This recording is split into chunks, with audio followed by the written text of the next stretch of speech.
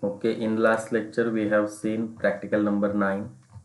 So in today's session we will see our next practical, that is practical number 10 from object oriented programming. So practical number 10 statement is program to implement constructor and destructor. So आपण लेक्चरमध्ये पाहिलेले की constructor and destructor केव्हा call होतात, when object is created, आणि ज्यावेळेस object create होणार आहे त्यावेळी कन्स्ट्रक्टर कॉल होतो, and when object is deleted from the memory before that destructor will be call. म्हणजे डिलीट ऑब्जेक्ट डिलीट होण्या अगोदर डिस्ट्रक्टर कॉल होतो आणि ऑब्जेक्ट क्रिएट झाल्यानंतर लगेच कन्स्ट्रक्टर ॲटोमॅटिक कॉल होतात. हे दोन्ही ॲटोमॅटिक कॉल होतात, त्यांना आपल्याला कॉल करावं लागत नाही फंक्शन प्रमाणे. Okay, so we will see next question, that is practical related question.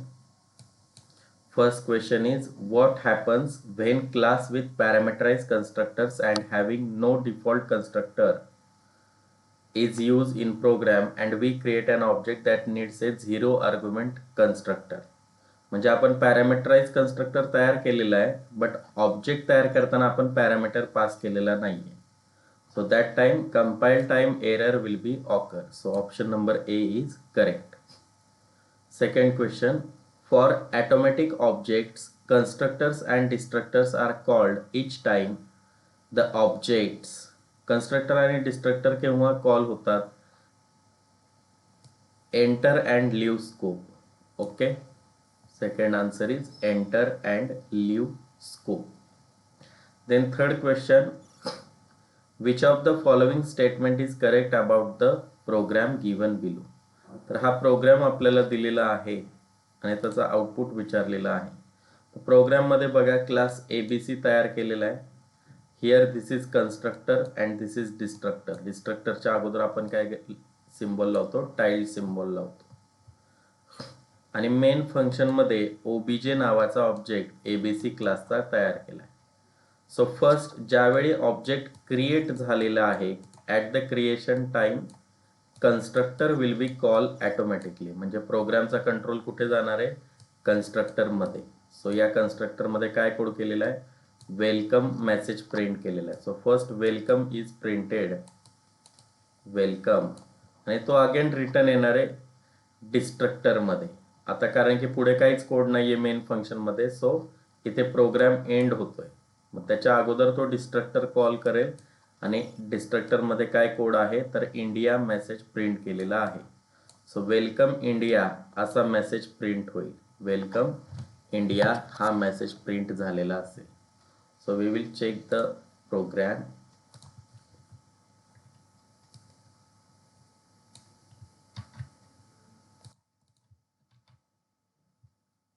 Compile and execute. So welcome India is printed, right? Welcome India. So check the options. So C option is correct. The program will print the output welcome India. So C is correct. Okay, next exercise. First question, write a C++ program to define a class number having the data members x and y. तर class number create करायचा आहे, name is number, and we have to declare x and y variable inside the class and perform mathematical operation like addition, subtraction, multiplication and division on two members using constructor and destructor functions. On two numbers म्हणजे हे दोन number आपण x आणि Y मध्ये घेणार आहोत आणि ते कन्स्ट्रक्टर डिस्ट्रक्टरचा यूज करून आपल्याला addition, subtraction, multiplication, division print करायची आहे. Okay, so here we can perform. So क्लासचं नेम काय दिलेलं आहे इथे? What is the class name?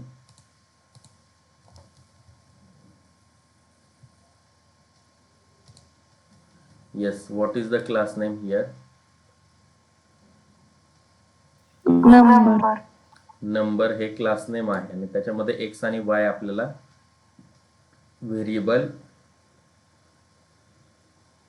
Declare करायचं.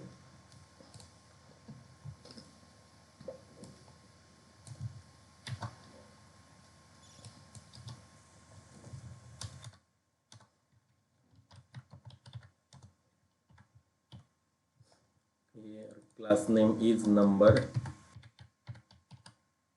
Right number. या क्लासचा ऑब्जेक्ट आपण इथे काय करणार, क्रिएट करणार. नंबर क्लासचा ऑब्जेक्ट सपोज मी क्रिएट केला n1. आता n1 ला काही पॅरामीटर पास केलाय का नो, म्हणजे तो डिफॉल्ट कन्स्ट्रक्टर कॉल करेल. सो इथे आपल्याला काय करावं लागतील, अगोदर x आणि y व्हेरिएबल डिक्लेअर करावे लागतील. So public integer x, y.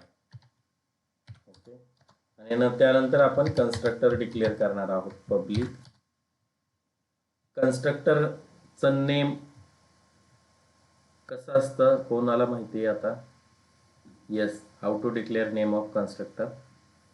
Class name similar. Similar, बरोबर. Class name here, class name is number, so number is my constructor name.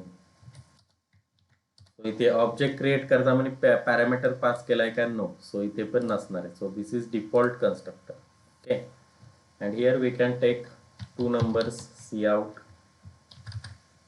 Enter two numbers,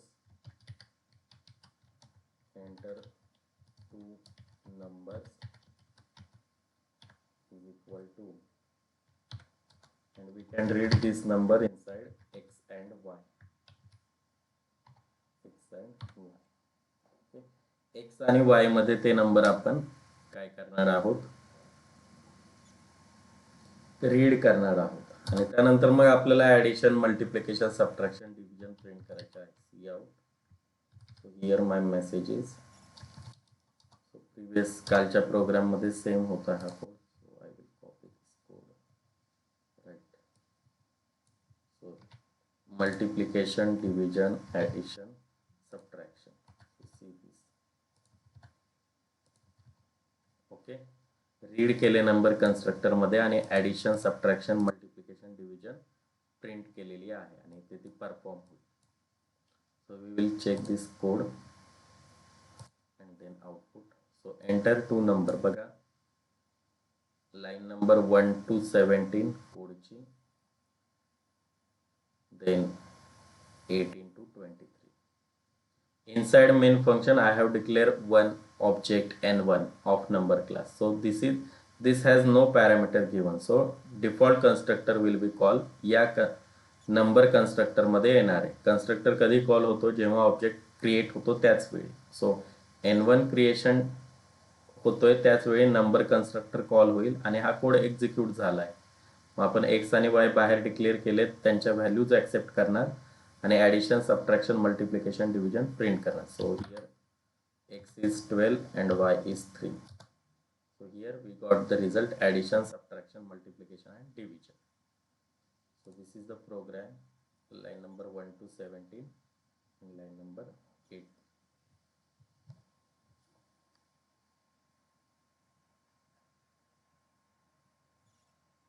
(18 to 19).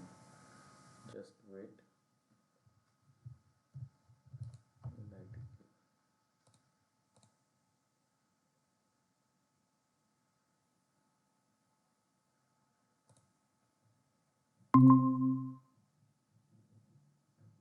Okay, तर हा programme आपण constructor मध्ये पहिल्या क्वेश्चनचा answer as a क्वेश्चनचा answer बघू शकतो. First practical related question.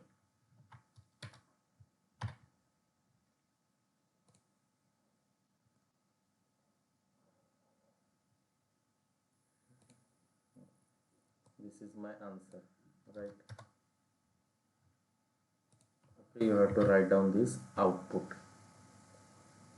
सगळ्यांना समजला first program? Yes, sir. Now next question. Write a C++ program to define class product. Here name is given product, having data members, product ID, product name and product price. हे आपल्याला declare करायचं. accept and display data for 3 products using constructor overloading.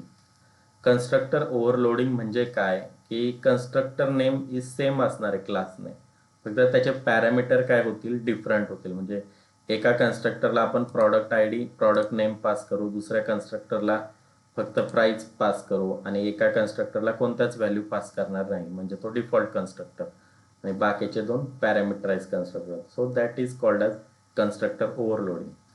Okay, constructor is called for same different parameters. So here what is the class name?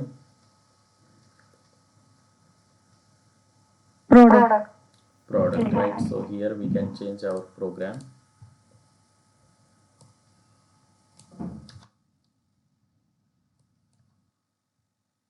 Here class name is product.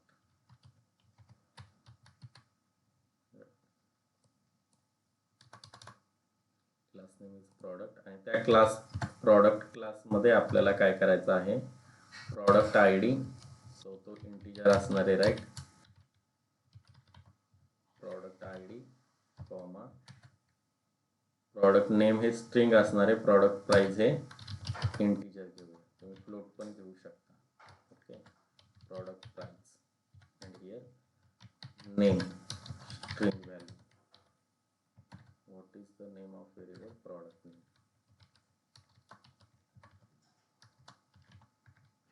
Product name. So हे variable मी declare केलेले आहेत. नाव आता आपल्याला constructor call करायचं. Okay, मी इथे 3 constructor object create करत आहे. Product पहिल्यांदा मी P1 क्रिएट केला, त्याला 0 आर्ग्युमेंट म्हणजे हा डिफॉल्ट कन्स्ट्रक्टर आहे.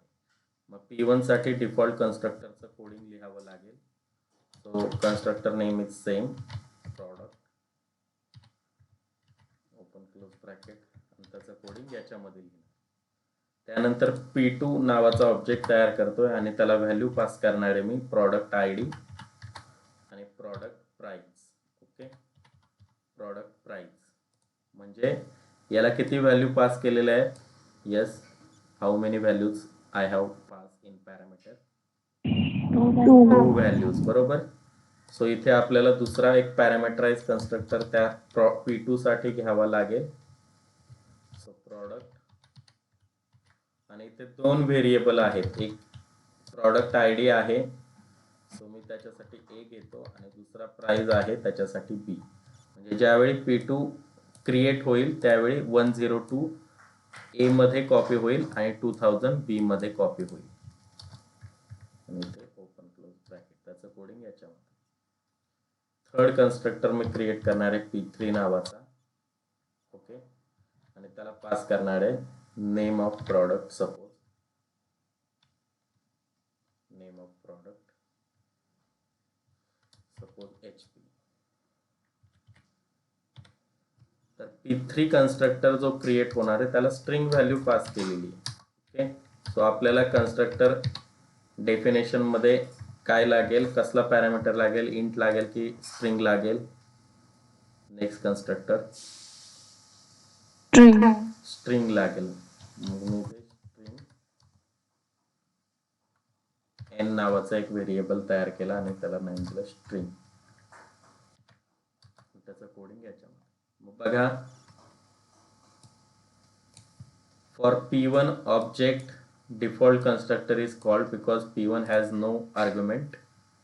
For second constructor, आता सेकंड कन्स्ट्रक्टर बघा, याला 2 व्हॅल्यूज आहेत, 2 इंटिजर. सो इंटिजर व्हॅल्यू इथे आहे. सो P2 साठी हा कन्स्ट्रक्टर कॉल होईल, आणि P3 ला स्ट्रिंग व्हॅल्यू दिलेली आहे, सो P3 साठी हा कन्स्ट्रक्टर कॉल होईल automatic. That is called as constructor overloading. बघा, same constructor name but having different parameter. Here no parameter, here 2 parameters but and they are integer. Here single parameter and this is string. तुम्ही अजून एक constructor पण create करू शकता की ज्याच्यामध्ये तुम्ही प्रॉडक्ट आय डी आणि स्ट्रिंग पास करा. सो तो अजून एक कन्स्ट्रक्टर झाला. आपल्याला इथे 3 प्रॉडक्ट साठी सांगितले, so I have created 3. Okay, so आता याच्यामध्ये आपण काय करणार, ज्यावेळेस P1 कॉल होईल हा प्रॉडक्ट कॉल होईल. मग याच्यासाठी इथेच व्हॅल्यू द्याव्या लागतील, प्रॉडक्ट आय डी वगैरे. So here I am giving values prod id is equal to 101. Okay, prod name is equal to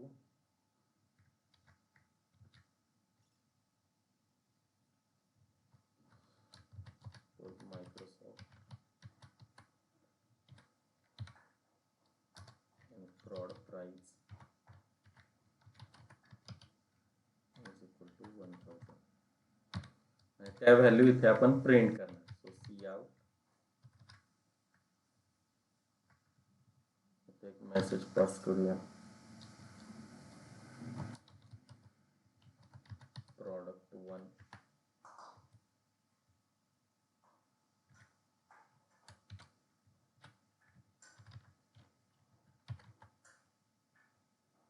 एंडेल C out,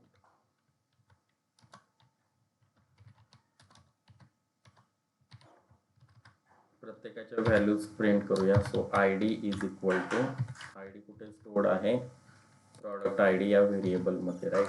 so product I D, then again त्याच्यामध्ये आपण एका टॅबचा स्पेस देऊया. So /t is return. Next आहे name of product. So variable name is prod name.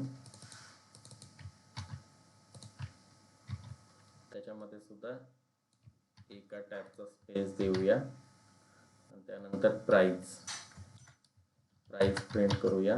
Price is equal to, कुठे stored आहे ती, प्रॉड price मध्ये, राईट. आणि इथे एंडेल लिहूया. ओके. सो ज्यावेळेस P1 क्रिएट होईल, हा डिफॉल्ट कन्स्ट्रक्टर कॉल होईल आणि आपण जे हे व्हेरिएबल क्रिएट केले त्यांना व्हॅल्यू इथे दिलेले आहेत. आणि सी आउट मध्ये हा मेसेज प्रिंट होईल आणि त्याच्यानंतर प्रत्येक व्हेरिएबलच्या व्हॅल्यूज आपण प्रिंट केलेल्या आहेत वन टॅबचा स्पेस देऊन. तर सेम आता सेकंड ऑब्जेक्ट क्रिएट झाला 102 2000. So that time second constructor will be call. मग हा सेम कोड आपल्याला लागेल थोडेसे चेंजेस करून. So here I have copied here. So आता बघा, first value is 102. This is copied into a आणि ती प्रॉडक्ट आय डी ची व्हॅल्यू आहे. सो प्रॉडक्ट आय डी ला व्हॅल्यू कशाची जाणार आहे, ए मध्ये जी व्हॅल्यू असेल ती. बी म्हणजे प्राइस आहे. सो प्राइस जिथे आपण घेतलेली आहे तिथे बी ची व्हॅल्यू कॉपी करायची. सो बी, आणि नेम इथे वेगळं देऊया ते. ओके. सो ही व्हॅल्यू इथे जाईल आणि याला नेम मेसेज देऊया प्रॉडक्ट 2 आणि मग त्याच्या व्हॅल्यूज प्रिंट होतील. Second, third P3HP, right. Same code आपण P3 साठी पण कॉपी केलेला आहे. याचा आय डी चेंज करूया. Product I D is 3103. Product name HP इथून येणार आहे आणि ते N मध्ये स्टोर्ड होणार आहे. सो इथे आपल्याला काय करायचं आहे, product name is equal to N and product price is equal to, मी इथे देतो 3000. Okay. and here my message is product 3. So, compile and execute. So see, this output is printed. Okay, बघा, ज्यावेळेस P1 क्रिएट झाला, P1, so default constructor is called. बघा value आहेत product 1 101, name Microsoft, price 1000. हा code execute झाला. परत तो return गेला मेन फंक्शन मध्ये. नेक्स्ट आहे P2, त्याला दोन व्हॅल्यू पास केल्या, दोन्ही इंटिजर आहेत. मग असा कन्स्ट्रक्टर तो शोधणार की ज्याचे दोन्ही पॅरामीटर इंटिजर आहेत. सो इथे त्याला मिळाला आणि हा कोड त्याने एक्झिक्यूट केला. So next is product 2 ID 102, name Dale, price 2000. So again it goes back inside the main function and P3 object is created having string value. So तो परत constructor check करणार क्लास मधला की ज्याला string parameter आहे. So this one, and this code is executed. So product 3 ID 103, name HP and price 3000. So this is the code line number 1 to 24 and line number 25 to 39, and this one is the output. So you have to write down this output in your manual. So हा programme समजला का सगळ्यांना? Yes. Argument pass करतो ते declare नाही करायला लागत का? ABN कुठे? परत एकदा सांगा काय विचारायचं. आर्ग्युमेंट जे पास करतो ना NAP ते डिक्लेअर नाहीत का करायला लागत? केलं नाही ते बघा. Integer A integer B declare केलं ना, जसं आपण इथे प्रॉडक्ट ID वगैरे डिक्लेअर केले. स्ट्रिंग पास केली, स्ट्रिंग व्हॅल्यू, मग इथे कॅच करण्यासाठी व्हेरिएबल लागणार आहे. सो इथे डिक्लेअर केले ना त्याच्या ओपन क्लोज ब्रॅकेट मध्ये. पास करताना डेटा टाइप लिहून डिक्लेअर करतो म्हणजे इथून जेव्हा कॉल जाणार आहे मी इथे व्हॅल्यू देणार. ओके, 102 आणि 2000 या दोन इंटिजर व्हॅल्यू दिल्या. मग त्या ऍक्सेप्ट करण्यासाठी आपल्याला दोन व्हेरिएबल लागतील, ए आणि बी. मग ए मध्ये 102 कॉपी होईल आणि बी मध्ये 2000 कॉपी होईल. आता हे व्हेरिएबल वेगळे आहेत. आपले मेन क्लासचे व्हेरिएबल कोणते आहेत? प्रॉडक्ट आयडी आणि प्रॉडक्ट प्राइस. मग ए मधली व्हॅल्यू मला प्रॉडक्ट आयडीला द्यायची म्हणून हा कोड लिहिला आहे, आणि बी मधली व्हॅल्यू मला प्रॉडक्ट प्राइसला द्यायची. सो त्यामुळे हा कोड लिहिलाय, product price equal to b. आलं लक्षात? तसंच तिसऱ्या ह्याला HP पास केला. आता ही स्ट्रिंग व्हॅल्यू आहे. मग असा एक कन्स्ट्रक्टर तयार केला की ज्याच्या पॅरामीटर मध्ये स्ट्रिंग व्हेरिएबल असेल. कारण आपण कन्स्ट्रक्टर कॉल करतोय, ही व्हॅल्यू स्टोअर करण्यासाठी आपल्याला व्हेरिएबल लागेल, म्हणून स्ट्रिंग n नावाचा व्हेरिएबल दिलेला आहे. म्हणजे ही HP व्हॅल्यू n मध्ये स्टोअर होईल आणि मग ती कुणाला द्यायची? प्रॉडक्ट नेमला, म्हणून product name is equal to n दिलेलं आहे. आणि बाकीच्या दोन व्हॅल्यू आपण मॅन्युअली दिलेल्या आहेत. Okay, so next question. इथे टेबल दिलेला आहे, बघूया.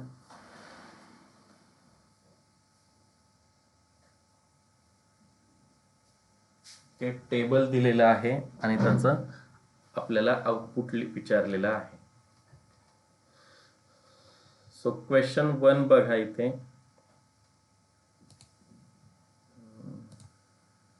ओके, सो एक व्हॅल नावाचा व्हेरिएबल डिक्लेअर केलेला आहे, त्याची व्हॅल्यू दिलेली आहे 0. सो व्हॅलची इनिशियल व्हॅल्यू असणार आहे 0.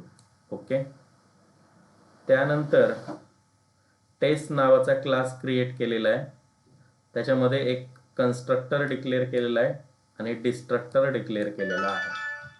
मेन फंक्शन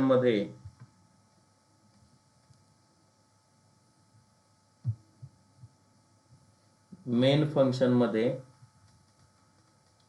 ऑब्जेक्ट तयार केलेले आहेत. ऑब्जेक्ट 1, ऑब्जेक्ट 2, ऑब्जेक्ट 3 आणि एक ब्रॅकेट करून परत चौथा ऑब्जेक्ट तयार केलाय, ऑब्जेक्ट 4. या ब्रॅकेटला काही मिनिंग नाही. ओके, तर 4 ऑब्जेक्ट तयार केलेत, फक्त त्यांनी काय कन्फ्युजन व्हावं म्हणून ब्रॅकेट दिलेलं आहे. बट इथे 4 ऑब्जेक्ट क्रिएट होत आहेत. ओके, आता ऑब्जेक्ट ज्यावेळी क्रिएट होतो त्यावेळेस कन्स्ट्रक्टर कॉल होतो, आणि ऑब्जेक्ट ज्यावेळेस प्रोग्राम मधून आपण इथे एंड करणार आहोत, प्रोग्राम एंड होणार आहे, त्यावेळेस डिस्ट्रक्टर कॉल होतो. ओके, त्यावेळेस डिस्ट्रक्टर कॉल होतो. मग बघा, व्हॅल या व्हेरिएबलची व्हॅल्यू काय आहे? 0 आहे इनिशियल. आता ज्यावेळेस ऑब्जेक्ट 1 क्रिएट होणार आहे, कन्स्ट्रक्टर कॉल झाला टेस्ट, आणि इथे काय प्लस प्लस व्हॅल हा मेसेज आपण प्रिंट करतो. व्हॅलची व्हॅल्यू 0 आहे आणि इथे प्री इन्क्रीमेंट लावलंय. 0 + 1 1 प्रिंट झाला, पहिला 1. परत एंड ऑफ कन्स्ट्रक्टर, तो परत बॅक गेला मेन फंक्शन मध्ये. नेक्स्ट ऑब्जेक्ट इज ऑब्जेक्ट 2, हा पण क्रिएट होतोय. त्यावेळी परत कन्स्ट्रक्टर कॉल होईल प्लस प्लस व्हॅल. प्रिव्हियस व्हॅल्यू 1 होती, त्याच्यामध्ये एक ऍड झाला, नेक्स्ट 2 प्रिंट झाला. परत it goes return back into main function. Object 3 is created, then again constructor is called, again plus plus value. Previous value was 2, 2 + 1 व्हॅलची value change होते बरं का. आता व्हॅलची व्हॅल्यू किती झाली 3, जी की अगोदर 0 होती, नंतर 1 2 3 झाली. 3 is printed. Okay. Then again test object 4. Object 4 साठी सुद्धा कन्स्ट्रक्टर कॉल होईल, व्हॅलची व्हॅल्यू इन्क्रीमेंट होईल. 3 + 1 4 झालेली आहे आणि सी आउटने ते प्रिंट केली पुढे याच्या 4. Okay. Constructor is completed, goes inside. त्यानंतर मग आपण प्रोग्राम एंडला येतोय. आता एंडला येताना ऑब्जेक्ट डिस्ट्रॉय होणार. आता किती ऑब्जेक्ट आहेत? 4 ऑब्जेक्ट आहेत. मग 4 टाइम डिस्ट्रक्टर कॉल होणार आहे. मग व्हॅल मायनस मायनस. आता इथे कधी आहे डिक्रीमेंट? नंतर आहे. पहिल्यांदा तो व्हॅल्यू प्रिंट करेल आणि नंतर डिक्रीमेंट करेल. मग व्हॅलची व्हॅल्यू काय? 4. 4 प्रिंट होणार आणि नंतर व्हॅलची व्हॅल्यू 3 झालेली आहे. ओके. ही मेमरीमध्ये व्हॅल्यू आहे आता सध्या आणि इकडे प्रिंट होते. परत दुसऱ्या ऑब्जेक्टसाठी डिस्ट्रक्टर कॉल झाला, व्हॅल मायनस मायनस. व्हॅलची व्हॅल्यू पहिल्यांदा प्रिंट झाली 3 आणि व्हॅलची व्हॅल्यू झाली आता 2. ओके. परत तिसऱ्या ऑब्जेक्टसाठी डिस्ट्रक्टर कॉल झाला, व्हॅल मायनस मायनस. व्हॅलची व्हॅल्यू पहिल्यांदा प्रिंट झाली 2 आणि व्हॅलची आता व्हॅल्यू झाली 1. परत चौथ्या ऑब्जेक्टसाठी डिस्ट्रक्टर कॉल झाला, व्हॅल मायनस मायनस. व्हॅलची करंट व्हॅल्यू प्रिंट झाली 1, व्हॅलची व्हॅल्यू झाली 0. 4 objects complete. 4 time destructor is called. So stop here. So आपल्याला हे आउटपुट असं येणार आहे 1 2 3 4 4 3 2 1. कारण 4 ऑब्जेक्ट आहे तर 4 ऑब्जेक्ट क्रिएट होताना कन्स्ट्रक्टर कॉल झाला आणि परत 4 ऑब्जेक्ट डिस्ट्रॉय होताना डिस्ट्रक्टर कॉल झाला. हे कन्स्ट्रक्टर हे डिस्ट्रक्टरमुळे आलेला आउटपुट आहे. ओके. आपण आता हा रन करूया.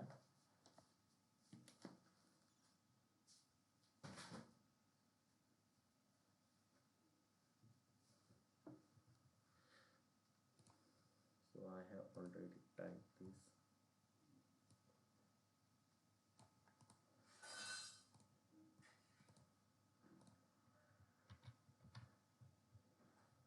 So compiling. So this is the output 1 2 3 4 4 3 2 1. Okay, so you have to write down this output in your manual 1 2 3 4 4 3 2 1. Then next question is here.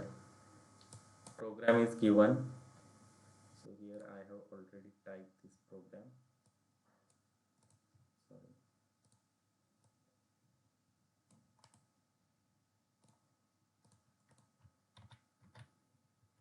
Okay. आता या प्रोग्राम मध्ये काय केलेलं आहे बघा.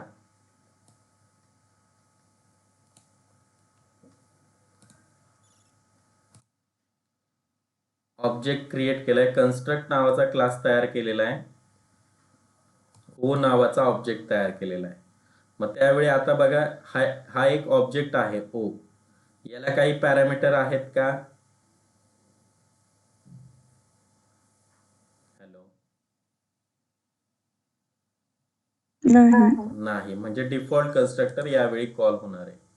मग ओ कॉल होईल. ओ साठी ओ या ऑब्जेक्ट साठी एरियाची व्हॅल्यू काय झाली सांगा?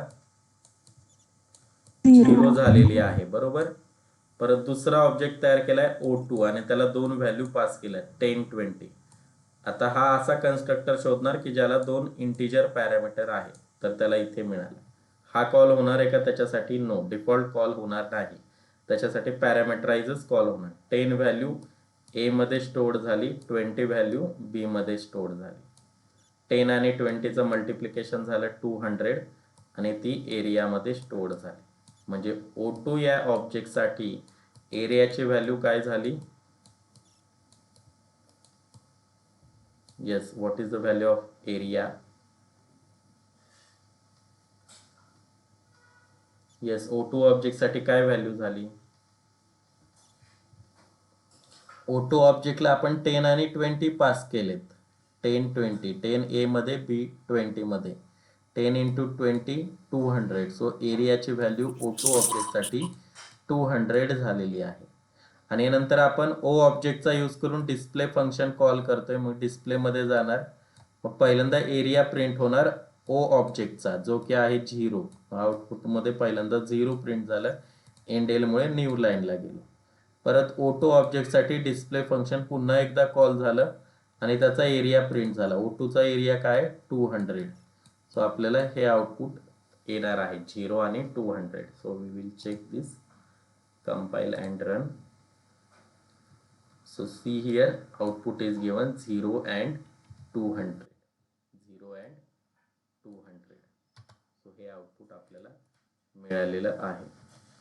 त्या ऑब्जेक्टमुळे ते आउटपुट आलेलं आहे. तो कन्स्ट्रक्टर कॉल झाला. O साठी डिफॉल्ट कन्स्ट्रक्टर कॉल झाला आणि O2 साठी पॅरामीटराइज कन्स्ट्रक्टर कॉल झाला. So you have to write down this output 0, 200. Okay, next. So here I think practical number 10 is completed. Okay, so now here from practical 11 single inheritance will be start. So आपण unit 3 सुरू करणार आहोत next session.